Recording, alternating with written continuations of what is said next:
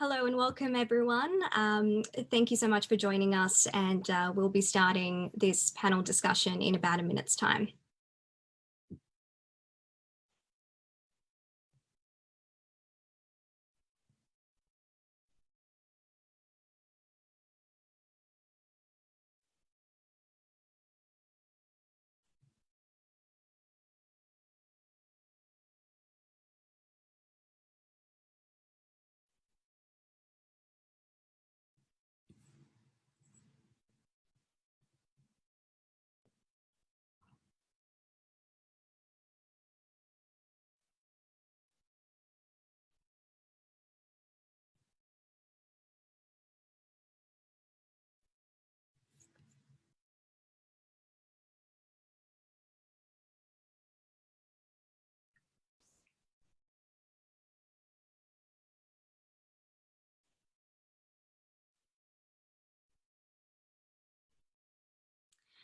Okay, well, zdravo do site. Hello, everyone, and welcome to the panel discussion Empowering Women Leaders in Macedonia. My name is Natalie Sekulovska. I'm an Australian journalist and advisor to the United Macedonian Diaspora, or UMD for short, and I'll be moderating the panel today.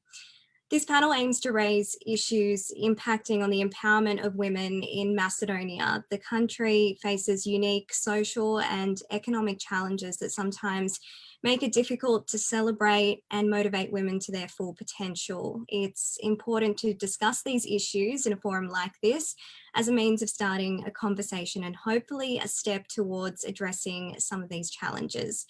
Thank you, firstly, to the NGO Committee on the Status of Women New York for giving us and so many women this month a platform, especially during COVID, to voice our perspectives on issues relevant to women. Before we get started, I would also like to say a quick thank you to UMD and our president, Maja Sokolovska, for sponsoring this panel and helping make it happen. It's incredible to have such strong support from an organisation that empowers Macedonians all around the world and works tirelessly to encourage collaboration between Macedonian society and the global Macedonian diaspora. As a Macedonian Australian, I understand and acknowledge that we have prominent Macedonians around the world and their achievements are recognised, but there's still a long way to go until representation of Macedonian women, especially, is at a level that's impactful and meaningful. I've actually been surprised by the low representation and inclusivity of Macedonian women and Macedonians in general, particularly in Western countries and on the international stage. And I just hope that this panel is a reminder that our voices and perspectives count. As an organisation, we do try and lead by example, and so in 2020, our global UMD board doubled the participation of female members, and we also now have close to 75% female participation on UMD's Young Leaders Program, Generation M. So today I'll be speaking with some inspiring Macedonian women who have achieved incredible things in Macedonia. They're leaders and strong role models in their fields, and they're really paving the way for future generations of women in Macedonia and in the Balkans. The way the panel will run today is that we'll introduce our speakers first and ask them to give us a brief overview of their work, and then we'll get into a discussion of the themes of gender equality, female empowerment and leadership, and we'll also look into ways that these issues may be improved in Macedonia. First off, we have Maja Ilijevski, who's the director of the NI Centre of Culture in Bitola and an actress with the NU National Theatre in Bitola.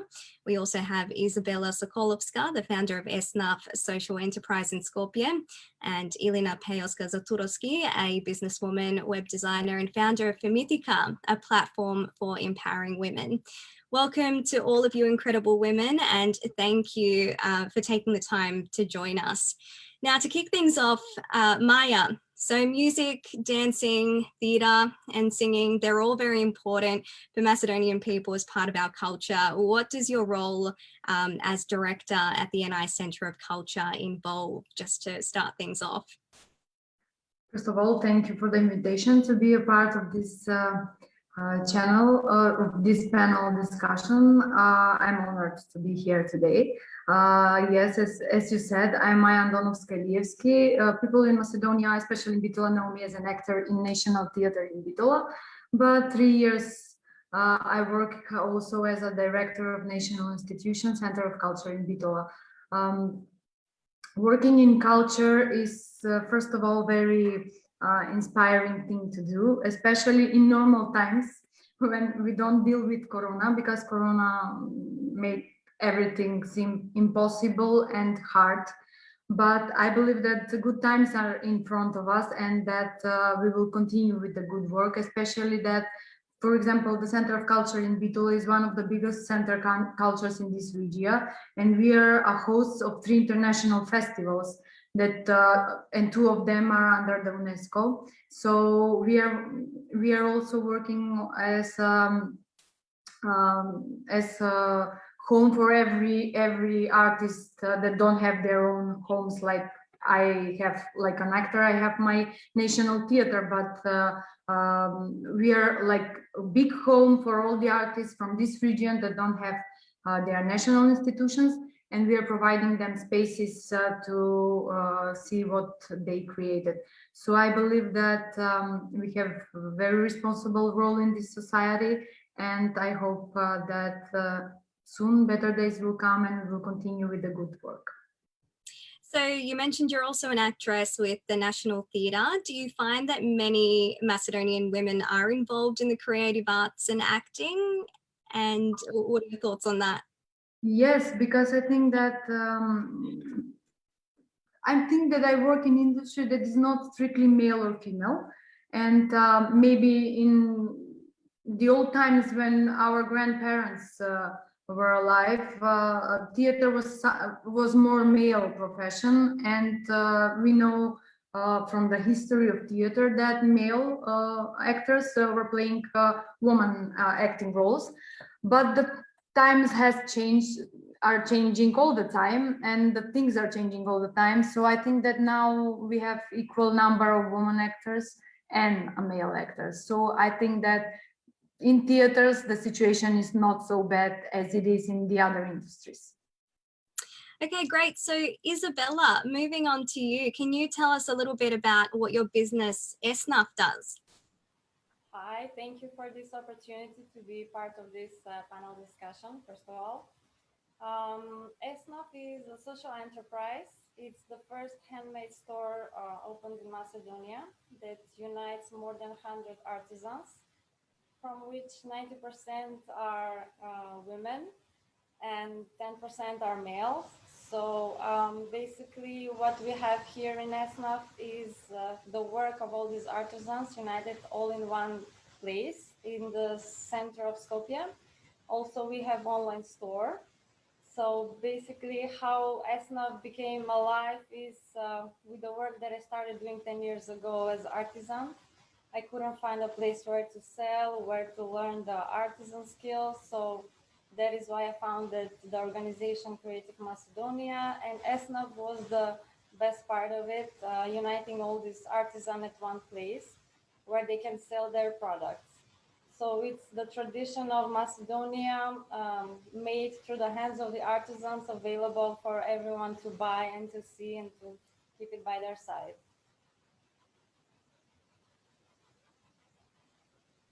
And so you do work with women from various social and economic backgrounds. How do you think that your business empowers women from the city and rural areas, both socially and financially as well?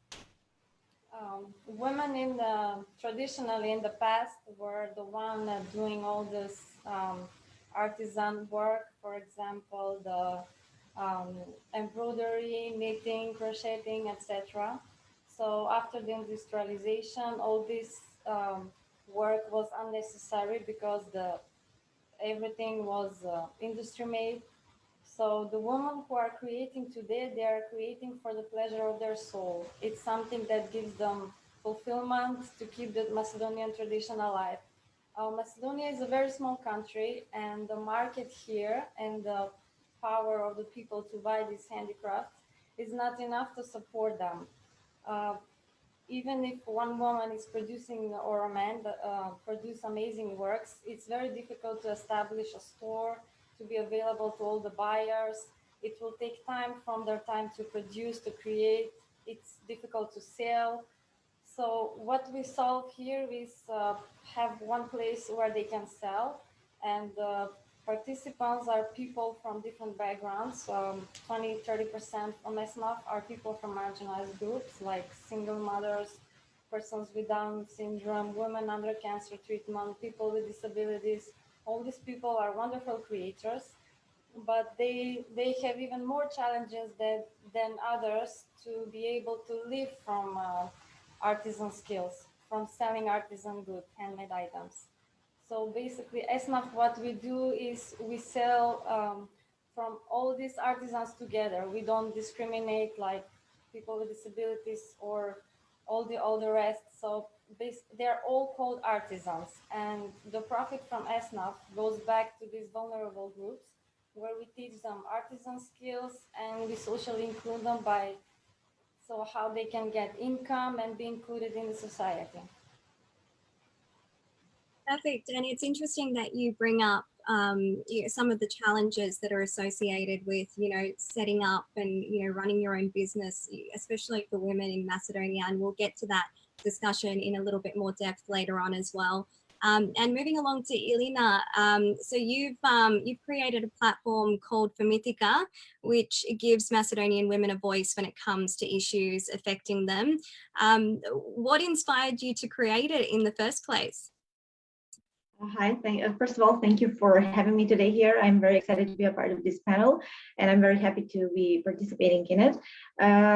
So the main idea behind Femitika was to give women a voice. I've noticed that in the media, especially, mostly men are given space.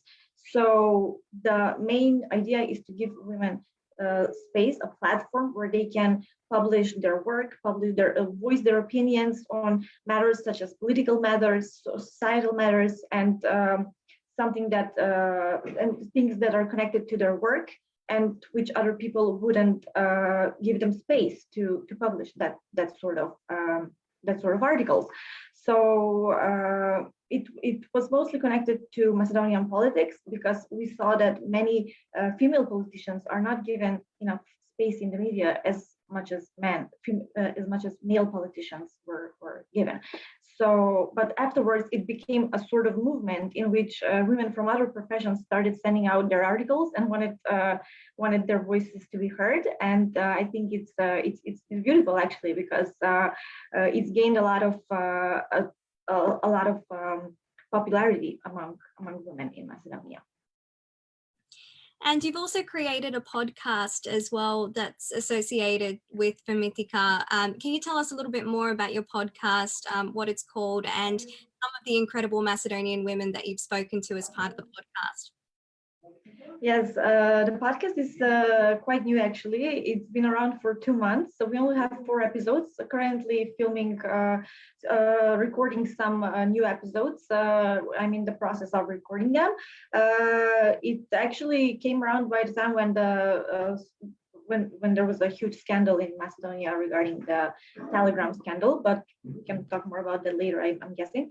And I've had so far, I've had a politician as a guest on the podcast, and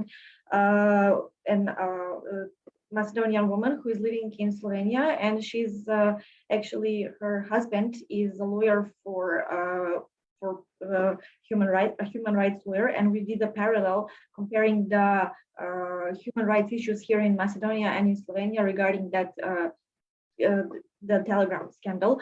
The issues which I want to talk about on the podcast are actually mostly connected to the issues women are facing here in Macedonia, whether it's this type of things, gender-based violence, or career, or politics, women in politics, or other societal issues that they may be facing.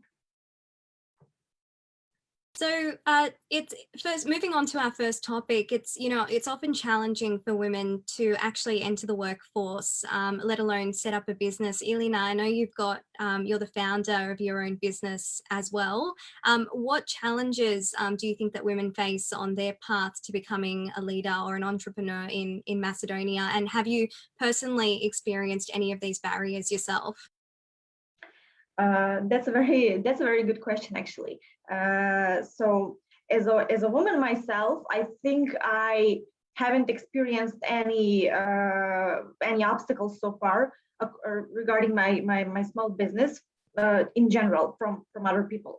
But as a business, I think that people here in Macedonia struggle to accept when someone else is starting a new business.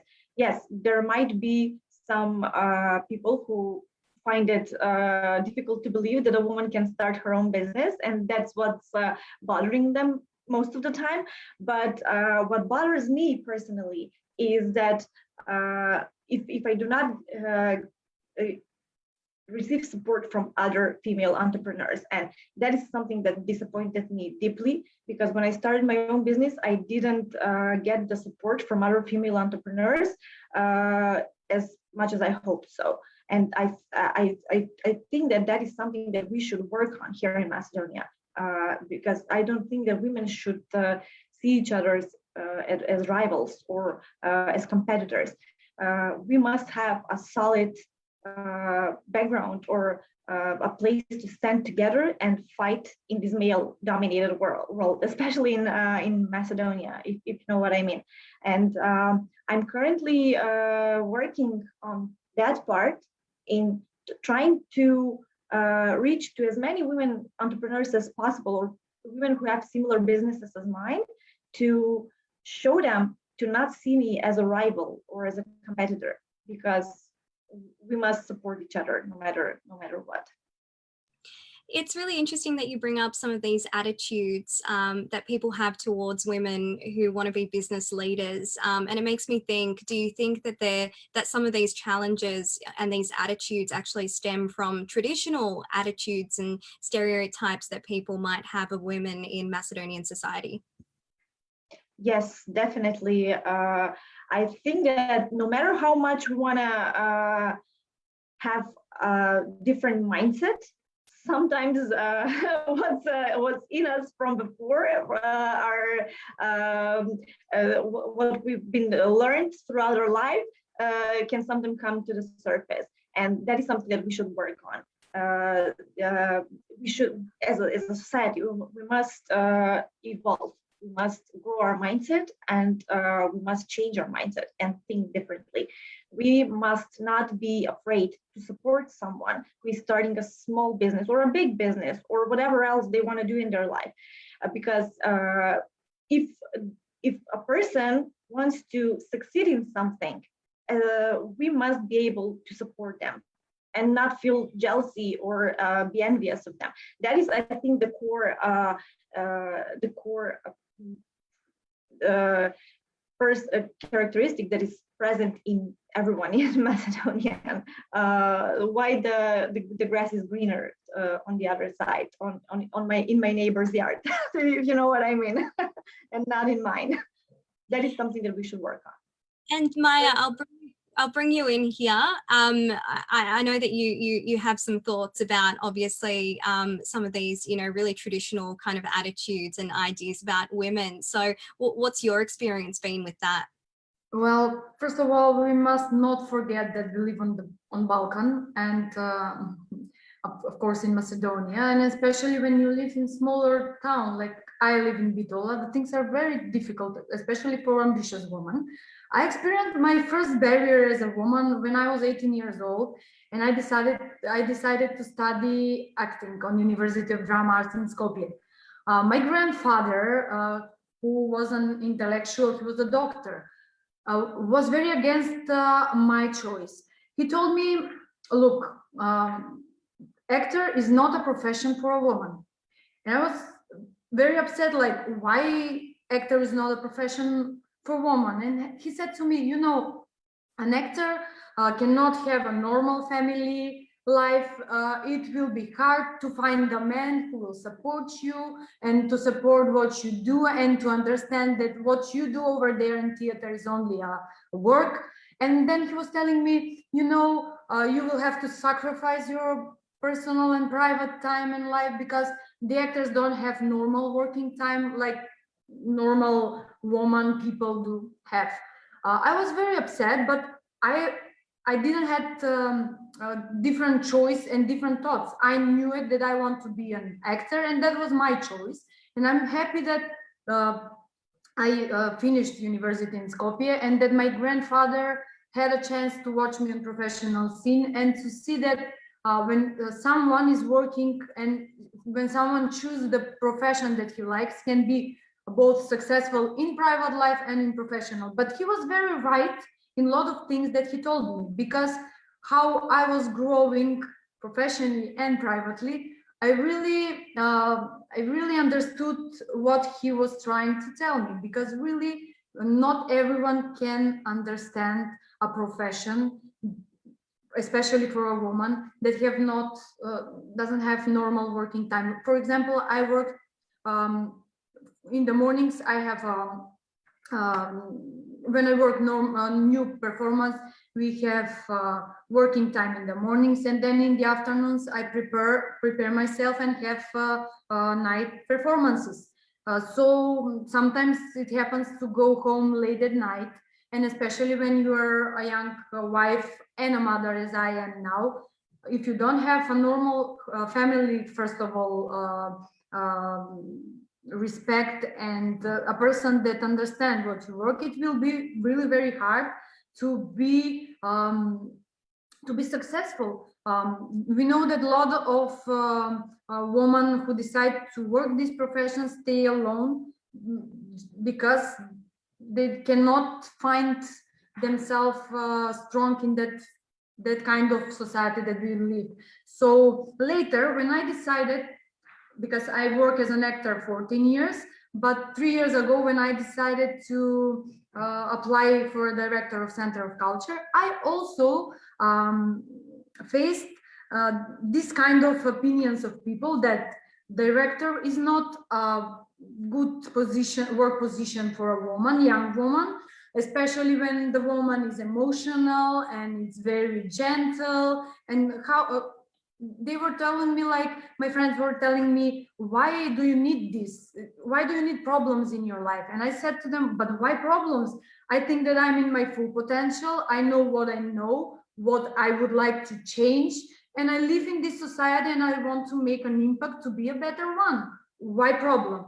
And it's not to take too much time, but it's a small experience. When I had my first press conference for the journalist, one journalist that is a good friend who knows me from the theater told me, he is older than me, much older than me, and he told me, but why, Maja, do you need this? You're a perfect actor, you're so emotional, you're not for this job.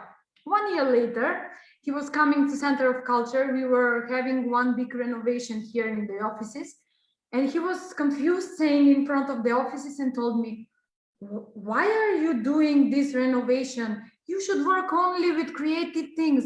This is not a woman's job. And I said to me, wait a second, I have a lot of things to do. And a few weeks ago, we meet each other in one exhibition here in Bitola. And first time in 3 years, he told me, you know what, I was so wrong. You are the right person on the right place in the right time. And I congratulate you for everything that you do. So maybe that was the great compliment that I've got through these years, and struggling with the society where we live, and struggling to prove that there is no woman or man job. But it's a personal choice that every one of us can make, and can try to be just better in the things that he wants to develop. And that is my experience on this thing. And that's something that I feel like a lot of women struggle with. And, you know, hearing your story now, it makes me wonder just how you juggled your career and also your family and motherhood at the same time. What was your experience trying to, you know, balance all of that? Well, I must say that I am blessed to have, first of all, my family, my mother that is always here when I need her, especially when it's kid, when I need help with my kid. But I have to say that I have a perfect husband. I must say that my husband, my mother-in-law, and my father-in-law helped me a lot because my profession is very specific. I often travel a lot with theater on theater festivals in my country, but also all around the world. And I am absent from home. And plus, I have traveled with the director, with like a director of Center of Culture a lot. So, and I have 5-year-old kid in my home, and nothing would be possible from all of this if I hadn't my mother, my mother-in-law, my father, and of course my husband. Because my husband also worked as a professor. He was living in Skopje and he changed his working place 1 year ago. Now he's in Bitola. But when the both of us, it happened when there was a time when the both of us, he was in Skopje and I was in some festival, and then you just need to have big support for the child, because nothing is possible if you don't have a good background. And but I try in the time when I'm not working to be 100% 100% in my child's life, because nothing can nobody can be a better person for my kid than me. But I think with the good organization, with the time and people, everything is possible. So in my case, I think that for now I'm good, and I don't know what will be in the future, but I believe that the help that I have now, I will have in the future too. And discussing, I guess, the situation in Macedonia a little bit more specifically, Izabela, do you think that Macedonia has taken any steps towards, this is a big question, but do you think that Macedonia has taken any steps towards addressing gender equality and female participation in leadership positions? What else do you think that the country can do to empower women? As from now, what I have seen, there are lots of trainings for female leadership and female empowerment, but the country at the moment, compared to what was in the past, I think there are more women in leader positions, but still not enough. We need to work really hard to be more present in the leadership positions. So as from now, I can see that slowly it's moving to a better way for us, but I think the most important part is for the female to have their own initiative, to want to be part of this world of leadership. I will come back with the previous questions, as from my experiences as well.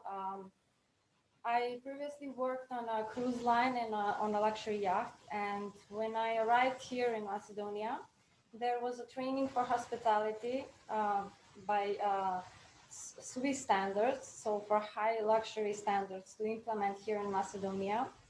So that is a really good standard. So I applied to be one of the master trainers due to my previous experience.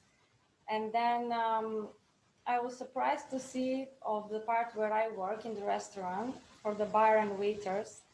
I was the only woman there who learned how to be a master trainer by Swiss standards to implement those standards here in Macedonia.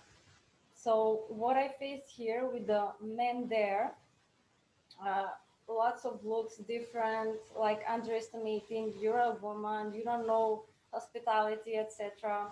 So it was funny because I never said a word at the beginning. I had the full experience on the yacht. So it was amazing 3 months in the training center that I had the best results, and all the male, it was due to my previous experience. I was taking part of the teaching of the class. And at the end of this master training certificate, the training center invited me to be the manager of this establishment and the new following trainings in Macedonia for bar and restaurant.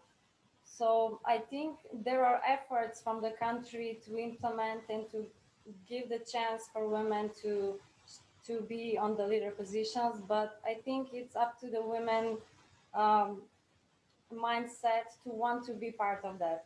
I think even the girls, even from the youngest age, we are taught that this is somebody, this is the job that the men do, this is the job that the women do, and I think that we need to work more on the women mindset, how to overcome this, and then to be able to meet what is the country offering to us.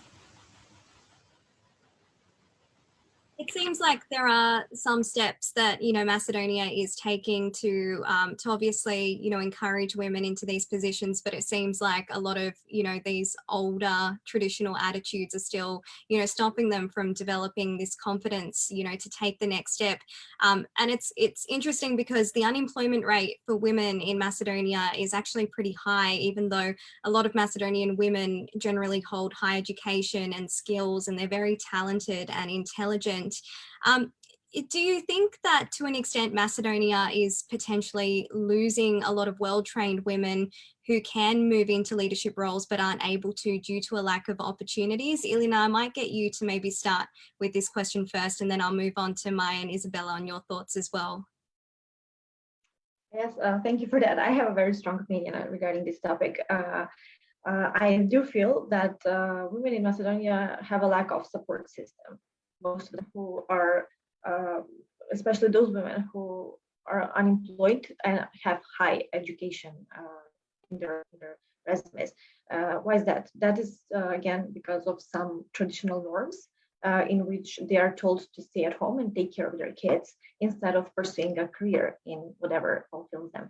I believe that there is a job on the market available for everyone to start from somewhere and then grow in that particular industry or switch industries. I mean, that is very easy to do nowadays because we have a lot of opportunities in the digital age and in every industry. So thankfully, in one part, COVID has made work from home accessible for almost everyone, and people can explore different kind of career paths. And being told to women to stay at home and take care of their kids and not pursue a career in whatever is just outrageous to me. And as Maja said, having a person in your life or people who will support you no matter what, having a strong support system is crucial for being for reaching your goals and staying ambitious. And I believe that what most women here face is exactly that. They do not have a strong support system, and that is something that we should work on as a society, and maybe educate people who are older, again, the older generations, if that is possible. Show them how to support women to pursue their dreams and be the best versions of themselves. Because I believe that even though we're moms, and yes, we should take care of our kids, but taking care of our kids is also being strong and ambitious women and showing them what it means to do something in your life. So I don't think that any child would want a mother who is miserable and unfulfilled in her life. And when that kid grows up, they wouldn't want to see an unhappy mom. They would want to see a strong, ambitious, and fulfilled woman, a woman with a career, a woman who has reached her purpose in life. Yes, I'm not saying that some women's purpose is only being a mom. That is absolutely true as well. I'm speaking about the women who are actually being told not to do anything else with their lives, and who are told to sacrifice their ambitions in order to stay at home and be at home moms. I think you know what I mean by this. So. And Maja, I might bring you in here. Do you think the same, in that a lot of women are maybe losing out on their potential or missing out on reaching their potential because there aren't enough opportunities out there? Yes, that's true, but I also think that I think that the woman we are facing the past several years, I think that we are facing or we are witnessing the big awakening of women, and the women are becoming more conscious. They are more awakened of their own abilities, of their strength, and maybe our wish to become a part of European Union is changing our society step by step, and therefore I believe that much more positions are given for women and will be opened for women, and I think that that will be one step closer to our future higher number of women leaders and everything. But maybe it's also important to mention that on the last elections that we have here in Macedonia, the number of women candidates was 50% of the total percent of the candidates, which from the total percent of the candidates. So which I think that for a country, for me, and for me like a woman, that was a huge step that was made for better future for the woman in this country. I can say that I live in town where the mayor is a woman. My newest Ministry of Culture is also the woman. For example, I can say for the directors in cultural institutions such as Center of Cultures, museums, theaters, and libraries in all Macedonia, 50% of the directors in these institutions are women.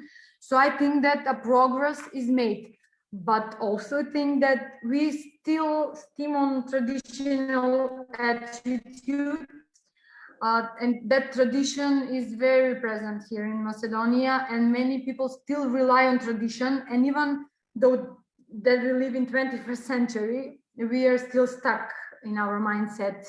And for example, I must say that in Macedonia, in student books, we still have examples of women standing beside their ovens in a picture of a perfect family. And as long as that doesn't change, we cannot expect men to have a different perspective for women, because it's very hard to take away the picture from their head, a picture that is remembered from their youngest age. So I think that on the level of women, we have problems in a lot of levels, not only on one basic level, but we have to work on different levels, maybe in educating our own kids, because the big change has to be done.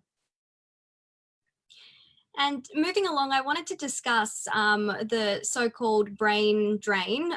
So it's concerning that Macedonia is actually losing a lot of educated and well-skilled citizens that are moving abroad because there aren't as many opportunities at home. And I just wanted to step in here and just say that UMD is trying to correct this issue by encouraging investment and business in Macedonia from the diaspora. We have various programs, including the UMD Startup Mentorship Program, which pairs successful diaspora business people with startups and entrepreneurs in Macedonia.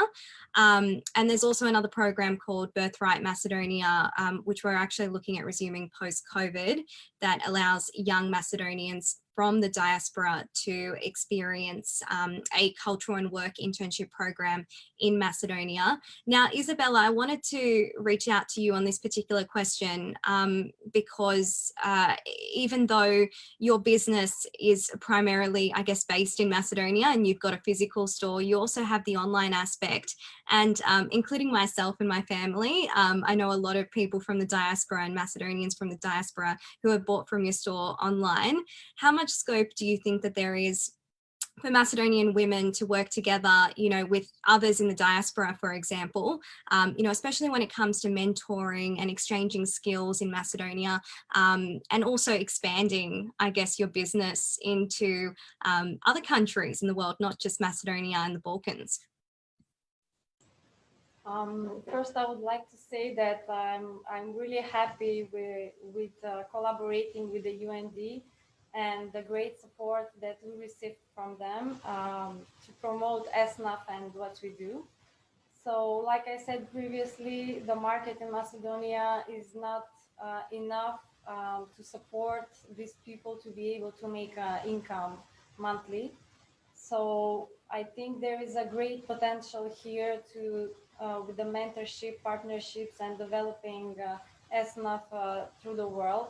It is a way to show our tradition and to promote and to make it more touchable, because when you come here in Macedonia, when you go to the souvenir shops, to the old bazaar and everywhere, all you can see is the Chinese made magnets, I love Macedonia or I love Skopje, and you can never see the handmade items. Like those are really rare. So ESNAF is the place where you can find part of them, but not all of them. Since now we have more than 500 applications, I have artisans who I would love to have, but I don't have the place now where we can accommodate them, but surely we will have them online. And I think the mentorship that the women of the Macedonian companies and part of the United Macedonian Diaspora, we will have a huge impact by teaching us the right skills, how to promote and to establish it as an online store to be able to spread across the world, because that is the support that we need at the moment. And so traditionally, I find it interesting that Macedonian women were responsible for upholding our cultural traditions and practices. You know, they made the noshni, the national dress. They, you know, did all the embroideries and other artisan, you know, products. And it seems like modern women now in Macedonia are slowly moving away from these domestic duties into the workplace and into their careers. Izabela, while I've still got you, you're involved in a creative business that supports artisans. Do you still see women holding that important role in preserving our national culture, but now in a way that empowers them both socially and financially? Yes, I'm amazed by the power of the woman and the skills that they have. Like when we were younger, our mothers and grandmothers taught us how to do embroidery and knitting, but I'm afraid that the future generations will not be able to learn and continue these traditions like it was before. But what is interesting now at the moment is that the old traditions that we had, they are combined with the contemporary artistic world. And for example, the embroidery that was done before, like the goblins that we all have hanging in our grandfathers' houses. So now what the new generations do is that they are embroidering clothing, jewelry. I can show you my necklace. It's amazing work. So then we have the amigurumi, which are knitted toys. So that's one part of it. And I think it's developing in a more modern artisan skills. And what empowers the woman today is that all women are creators. They have all different calls, and some of them are in the artistic world, some of them are in the theater, like Maja, some of them are speaking up for the women voices like Ilina, and somebody like you to help us to spread what we do. So I'm happy to work with women who are happy to create, and I can see the joyness in their eyes when somebody buy the items from them. So how it empowers them is the way one meaning is that they have a place where to sell, and another way is they have additional income for the family. Like first, all the people, women, men, they work the regular job just to provide income. And what happens after work is something that they love to do. And make a living out of what they love to do, like embroidery and knitting, is not possible at the moment. So I'm hoping that in the future that ESNAF will be able to accommodate and make these people to live out from what they love to do. Like I want ESNAF to become like a global brand to support the Macedonian artisans, and so they can be able to produce more and to make it a way of living, because now it's not something safe to do, I would say.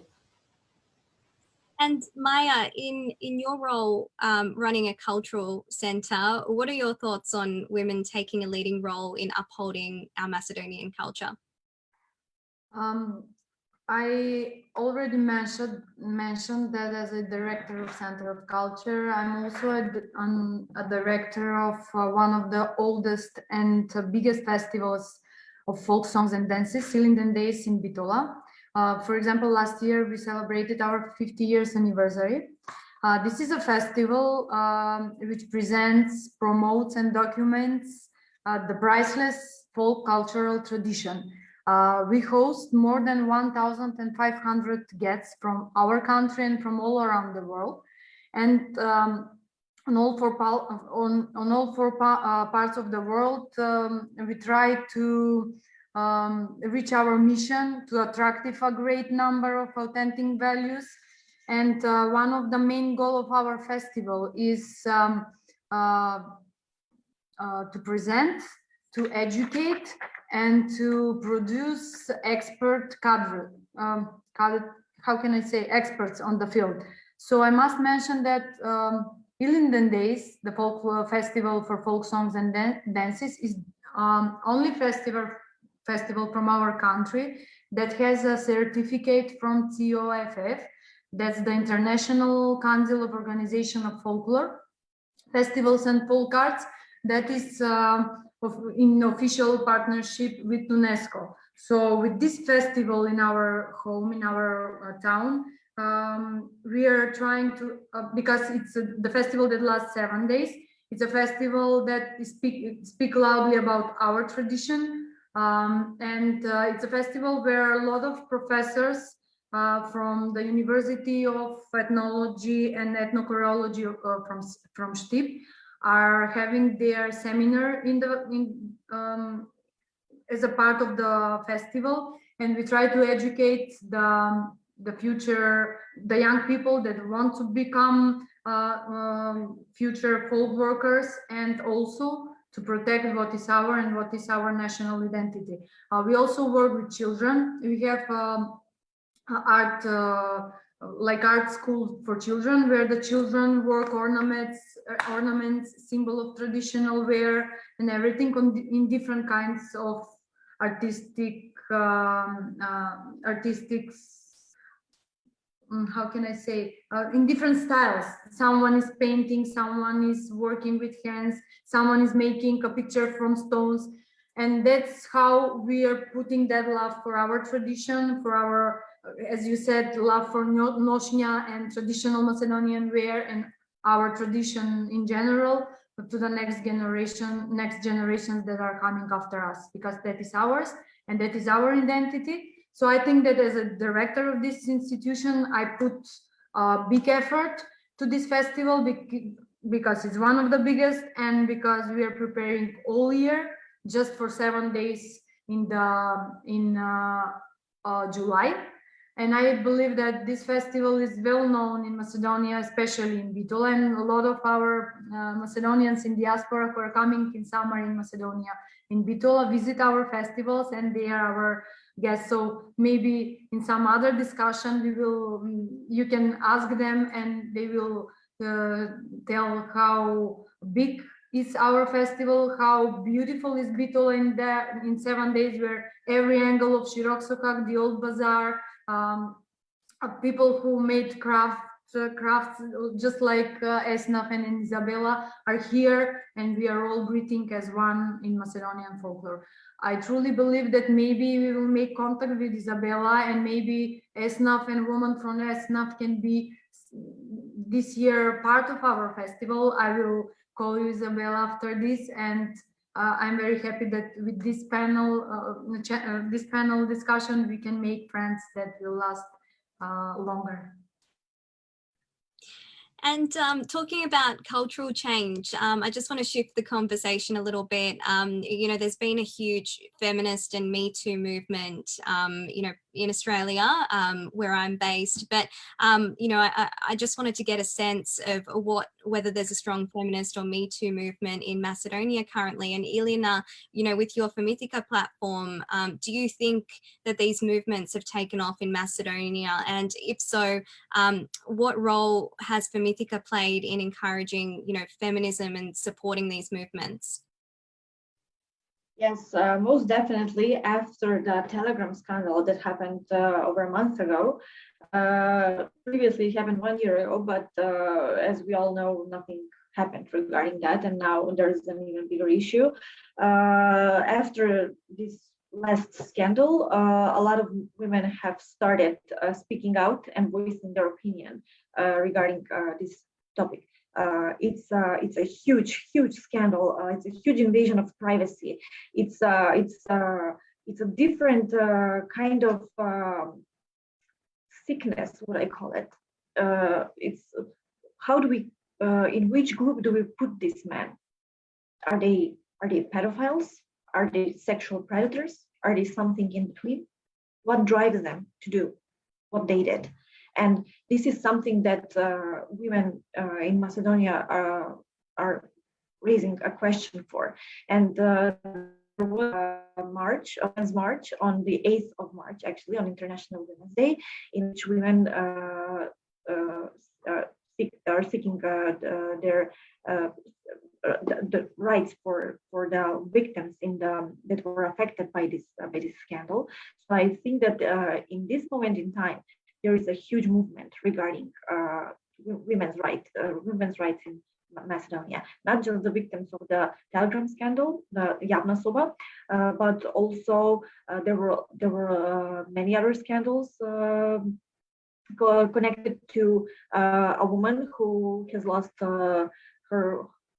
three of her organs while giving birth, and that is also something that is shaking up Macedonia right now as to who is responsible and why women are not given their rights to fight for themselves, basically, because it's not just gender-based violence, it's also lack of support regarding medical issues and how women are treated in the hospitals or in other places.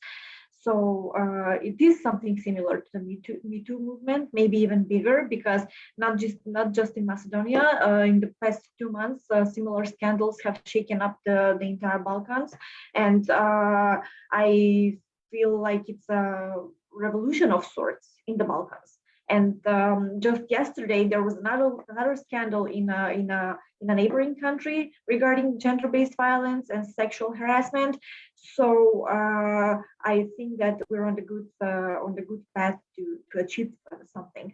And in my talk in our podcast episode regarding this issue with my guests, we've concluded that we have a lot of way to go in educating men, especially, but also educating women, especially women of older generations, because the comments we've read on social media after the Telegram scandal were outrageous, and most of them came from women, which is what disappointed me.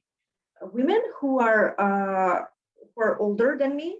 I'm almost 30 years old, but women who are in their 50s or in their 60s and even 40s have voiced opinions such as victim blaming, and that is not something that we should allow. That is something that we should work on. That is what we should educate or re-educate women, both women and men, because the younger generations, I think, they are much more aware on this topic, and I think that the generations that we are raising now, especially women who own their voices and who are making themselves heard, will be a different kind of generation in the years to come.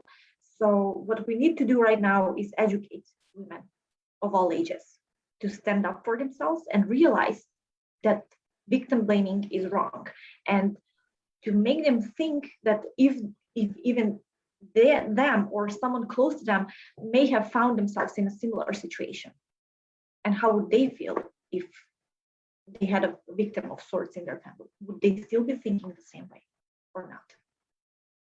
And Maja, you've probably got obviously a lot of opinions on this as well. Do you think, do you agree with Ilina here that there is, a strong movement in Macedonia? And, if so, what do you think the general response has been like in Macedonia to these movements? Do you feel like it's positive, or is there still a long way to go? Yes, we have a long way to go, but I already said that we are witnessing awakening of women. I am a part of one informal organization of women. We exist 1 year, and the name of this platform is No Permission, Bez dozvola. And before this Javna Soba thing in Macedonia, but we are also fighting for the same things, like increasing the awareness of cyberbullying, first of all, because the cyberbullying, I think, is in expansion, especially from this COVID time. It's something that is horrible. And Ilina is very right that for me, my mind cannot understand how can a woman attack a woman, because we must educate not only men but also women. Also, as organization, we speak a lot about hate speech against women, peer violence, and our goal is to make workshops in primary schools, because in order to direct children to recognize the first forms of violence that appears on early ages, because everything appears in early ages, and that is the time when the children are creating their mind, their thoughts. And we are, as an organization, we already had several workshops through Zoom, because the situation cannot be different from with COVID. We cannot visit schools and make it more interesting and everything, but we are trying to do our best to educate kids, to speak from our own experience, because we are all women from different areas of society. One is teacher in high school, teacher in English. I'm an actress. We have one politician, and we have one professor in university for law. So, and we are just the main structure of this movement, but we have a lot of women that are working different things. So we are all trying to make our best and to start. I don't think that me as a Maja, I have a power to change mind some woman that is 40, 50. Maybe it will be my biggest wish to do that, but because we live in society where everyone knows everything and everyone judge everyone, I think that the best thing to do now is to work with children, because the children are our future.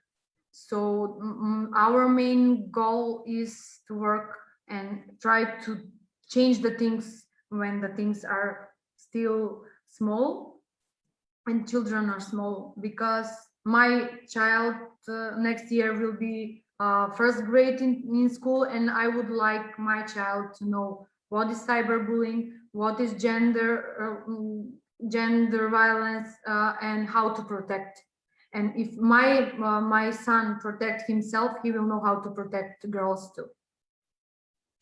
And Izabela, I'll bring you in now too. What are your thoughts on these movements in Macedonia, and how do you think that we can help them gain momentum so that we can actually bring about change? I can totally agree with Maja about the workshops and working with the girls at a young age, and also boys, to educate them on cyberbullying and sexual harassment, etc. I think the access to internet has made the cyberbullying even more present and make it more, for example, as the last case that was with Anna, in the exposing her private photographs and data. I'm happy that there was a woman who been through this experience and spoke publicly about it. And it's sad to see all this, Ilina said, women hating on women. And I'm hoping that in the future, there will be more women like Anna who will speak up publicly.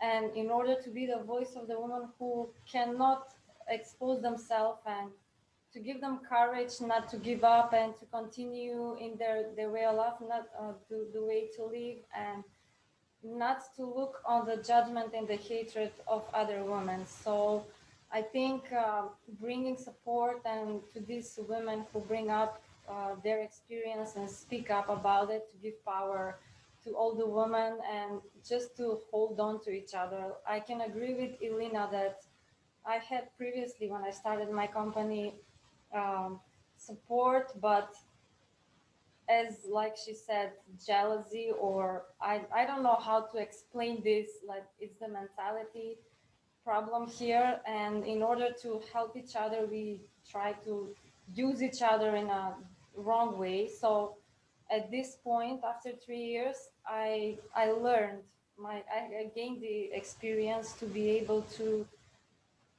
know who is here to help and to support. And I'm so happy to have the women who are true helpers and supporters of me and of my mission to be able to continue. Otherwise, I would have been given up like 1,000 times.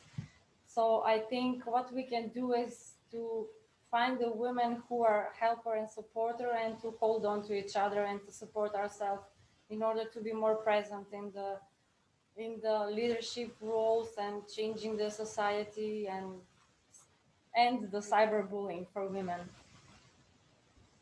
I just received a question for Ilina, so I'll direct that towards you. But Maja and Izabela, if you have any thoughts on this as well, feel free to jump in afterwards. So there are only 4 women ministers in Macedonia, no female deputy prime minister, and there's never been a woman president or prime minister.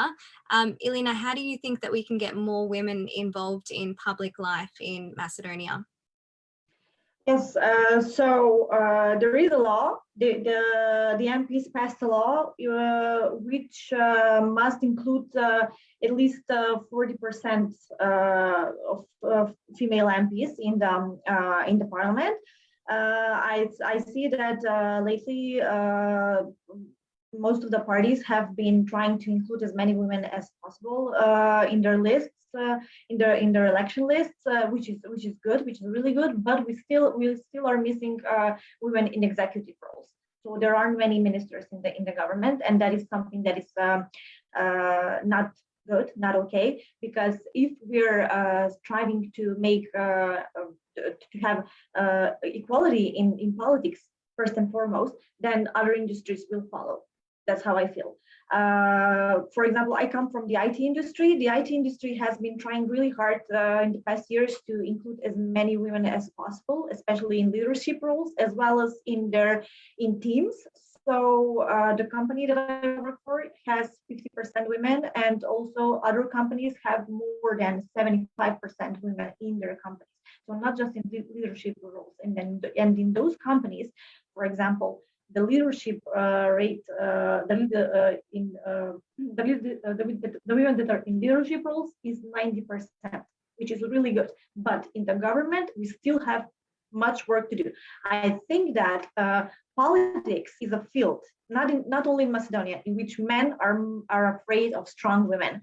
So that is something that doesn't allow them to put more women in executive roles in the government.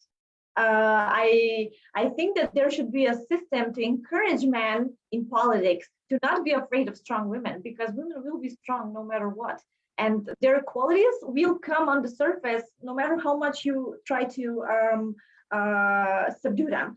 So yes, I hope so that in the future, in some of the next governments, we will see more women in executive roles. I hope so, at least 15 or 10 for starters, because we do have a lot of ministries, if you know what I mean. And yes, one more thing here. Sorry, excuse me to interrupt you.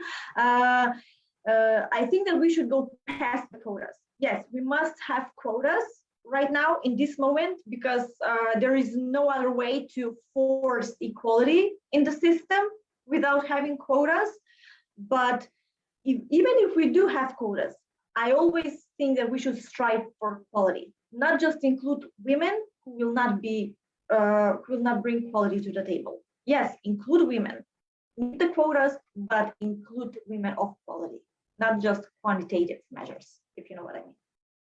And Maja and Izabela, on this particular topic here, you mentioned that both of you work with a lot of women in your industries and your fields. And so I guess that's kind of in contrast to politics and government in Macedonia, where Ilina just mentioned that it is, primarily run by men, even though there are, kind of quotas in place encouraging, women to join. They don't really fill the executive or the leadership roles that are mainly in the spotlight in Macedonia. So Maja and Izabela, I'm just throwing out the question to you guys as well to get your thoughts. I think that Ilina said it all, but I will just add that in past 10 or more than 10 years, in our country, I think we face equally both political and gender limited options for a woman, and it's very hard for a woman to get for example, leadership role if there is a man in the company with the same education and the same skills. Men usually get the chance to get the position because men won't go to maternity leave, won't stay at home if your children are sick, and the women do. So it's very hard for a woman to fight against her male colleagues, especially when she's young. Maybe a woman in middle age get more chances for job promotions instead of women in younger age. That's my opinion. And very often women have to choose between career and family, as we mentioned. And our job is to have them not to have to choose. And when that happened, maybe we can say that we succeeded. I don't know. Everything else Ilina already said, not to repeat myself. But I wanted to share the opinion that if you have a woman and a man for the same, leadership position, I think that the men always have, in this particular time, men have always better chance to get it, especially if you are a young woman in this country. One more thing, but a woman can do a better job than men. Of course. In some fields, yes, in some fields that is all men are more prioritized than women in some industries. But for example, in the IT industry, as I mentioned, there are no boundaries between the capabilities of men and women. So that is something to be proud of and to be thankful for, and especially in Macedonia, in a society which is still very much traditional, I would say. I must add, I forgot to add that, as I said, that I work in industry that is not strictly male or female. I must say that in the Center of Culture in Bitola, there were 2 women directors years before me. So here in arts, we make changes.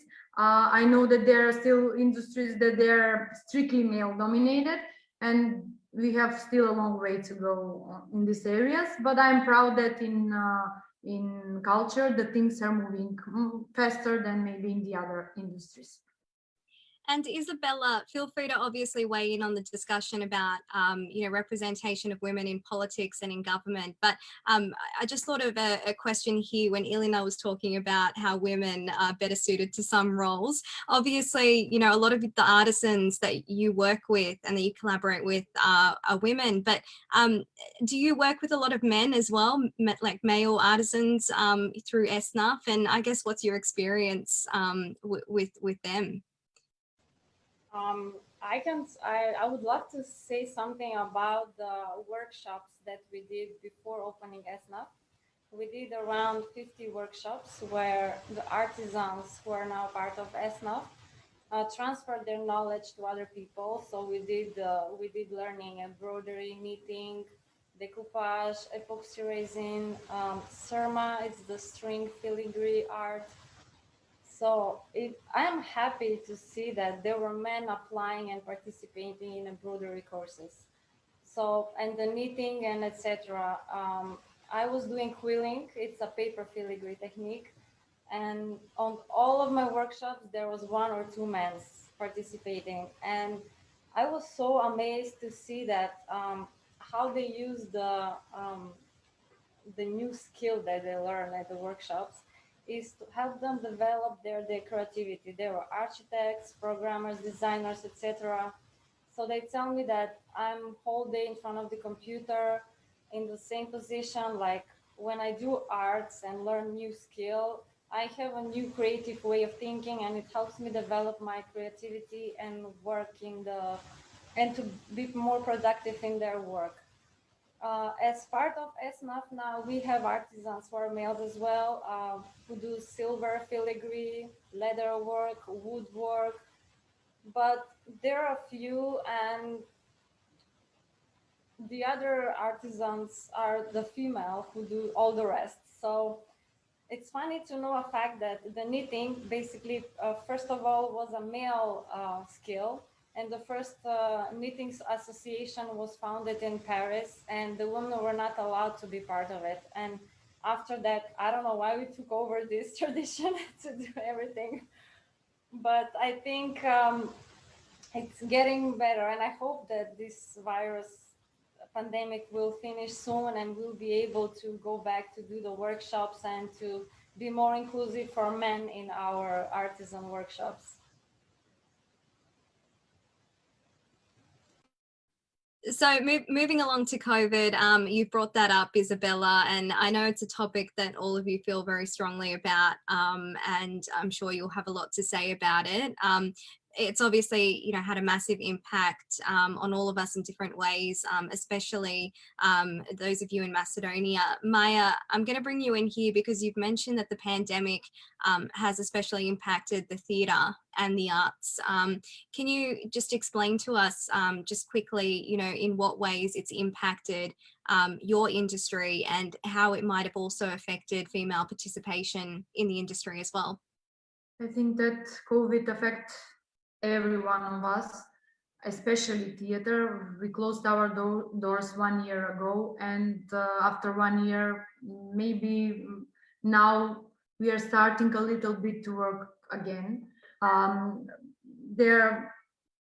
can I say, we have big performances that includes 12, 13, 14 people on the stage, and with this COVID protocol, it's impossible to make the distance that we are hearing all over again about 2 meters distance, no hugging, no touching, no. And you know, we have protocols for the audience that come in our institutions, but we didn't have protocols for the actors, and it's impossible when some performance is made to hug some person, to kiss some person, to change it, because nothing will have the same spirit in the performances. So that's why now the theater is restructuring, making new forms.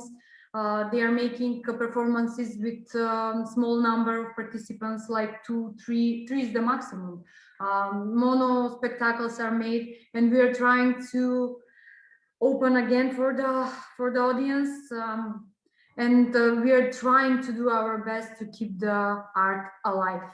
Because not only in Macedonia, as I can see all world, you are very lucky in Australia that you are COVID-free for now, because believe me, we live in I feel sometimes like we are in a horror film, and you don't know what will happen in the next 5 minutes. For example, me personally, I was COVID positive in October, November, and it's not so naive. And that's why I'm afraid, first of all, as an actor, to be in big performances in this moment, because I know what this disease means. So as a center of culture, we work more than theaters, because we get the protocols, and we have exhibitions, concerts under the open sky, especially in summer. Now we work, our cinema is working every weekend, but from the capacity of 900 seats, we only use 150. So everything is mixed up and everything is, and we also work with financial losses, of course, when you cannot open your hall for 900 people, automatically you're losing every day. But as I say, our goal and the Ministry of Culture's goal now is to survive the culture, and I hope that the better days are in front of us and that we will go back in normal. So that's why keep yourself healthy and safe in Australia, because we've really lived different normal than yours normal in this moment. And Ilina, what's your experience been like with COVID? I know a lot of the work that you do is online, but how has it affected you and the work that you do? Yes, so when COVID hit, I was actually on maternity leave, and it was a great opportunity for me to spend even more time with my family and my son. My husband is a dentist, so he wasn't allowed to work for 6 months after COVID hit, because dentists here in Macedonia were considered the most endangered group of medical personnel because of their direct contact with people's mouths. You know what I mean? So it was sort of a blessing for me, because I got to spend all this time together with my husband and my son. And that's when Femitika was born. I got the inspiration during COVID. Femitika will be 1 year old in April. And afterwards, it was mostly an inspiring time for me in most areas of my life. So I started Femitika, I started my small business. Then when I got back to work, I also started working on some other things, and I've been super busy. I also was COVID positive in October as well, and I experienced the disease firsthand. It was an unpleasant experience, most definitely. I am thankful that all of us, all my entire family had it, and that we all got through it successfully. I'd say, because it's not naive at all, and yes, we should take care of each other more. But I feel that this isolation part and this staying at home part, not just me, inspired many people to seek their true passion, their true passion in life. So and also inspired them to start, for example, small businesses, or shift careers or career paths. And I think that this time has been an inspiring time for me, and it helped me grow in areas of my life in which I haven't considered growing before. Izabela, what impact has COVID had on your business, and also on the various women and the artisans that you've been working with? I believe it wouldn't have been easy trying to obviously, deal with a whole group of people during the pandemic. Well, we opened ESNAF in November 2019, and we barely had 3 months of existence, and we had to close the doors because of COVID. What I want to say at the beginning is that ESNAF is not founded by any institution or project or something. It's because I wanted to make it something sustainable, like not to be founded to exist for 1 year and then close the doors, no more funds. I really believe that it will be a sustainable business, that it can grow and it can bring in more artisans. And unfortunately, the places where we were at, it was 3-level store. On one level, we did the workshops. On the middle level, there was ESNAF, and on the bottom were the bazaars that we organized. So in March, when we closed, unfortunately, there was a flood, and all the basement was destroyed. And the owner at the place did not have understanding for what I do. So he made us pay the rent all the way to the end of the contract. So I did not have a choice. I couldn't stay there and destroy all the handmade items because of the mold. So I changed location. Now it's near the Greek embassy, near Sedmica fast food restaurant. it's a really small store, and it was difficult to accommodate from such a big space to a really small store and to put all the items on the shelves. So it was a huge financial loss from which we cannot recover, not even today.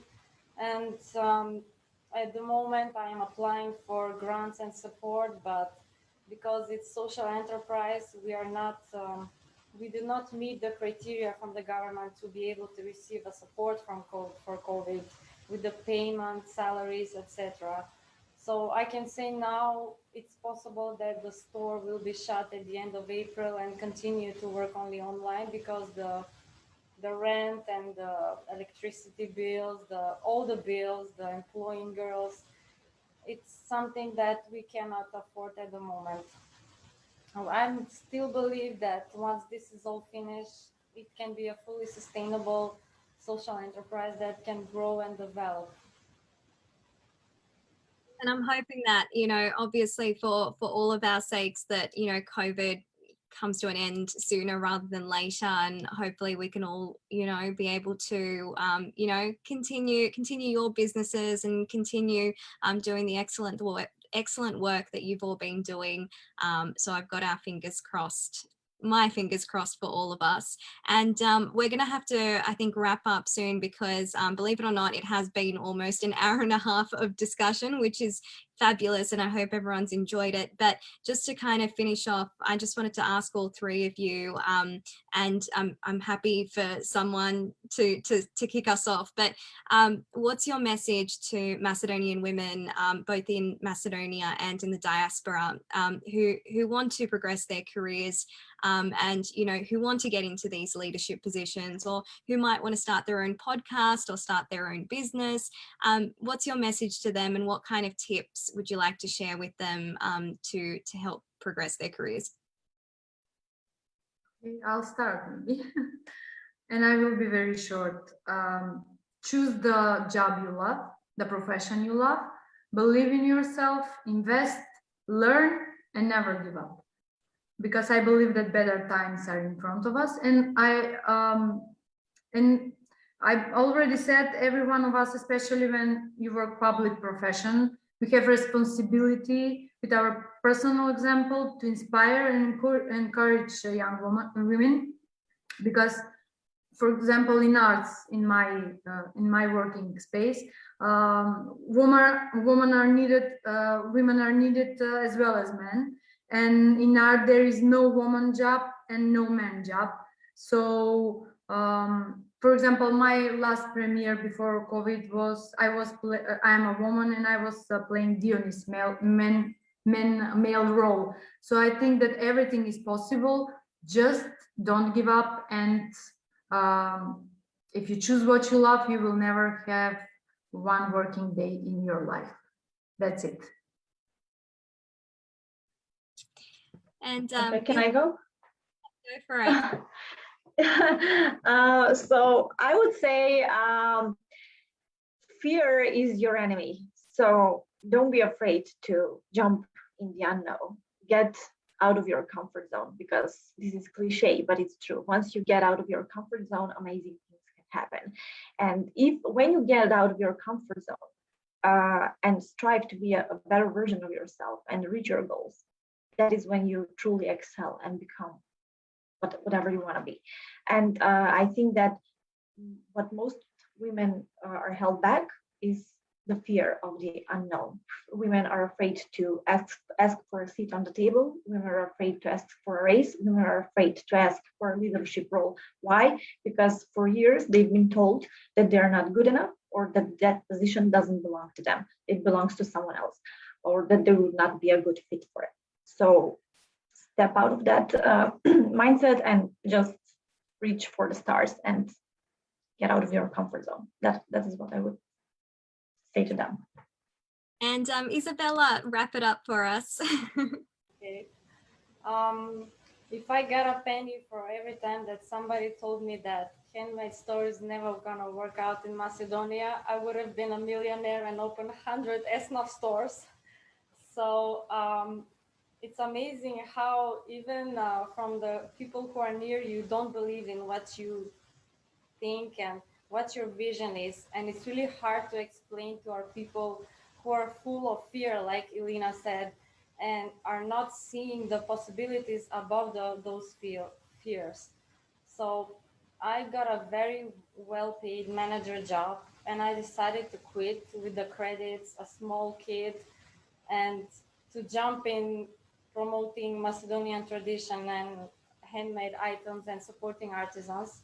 I don't know if it's the right decision, but I think if I did not try, I will regret for the rest of my life. So any obstacle can overcome during the time, and any challenge can be, it's not a challenge, it's an experience. So I can say that now after 3 years, I learned a lot and I'm learning every day, and I will not give up. So I think that women should find their call, what fulfills them, to not to work any day in their life, like Maja said, and to hold on tight to it.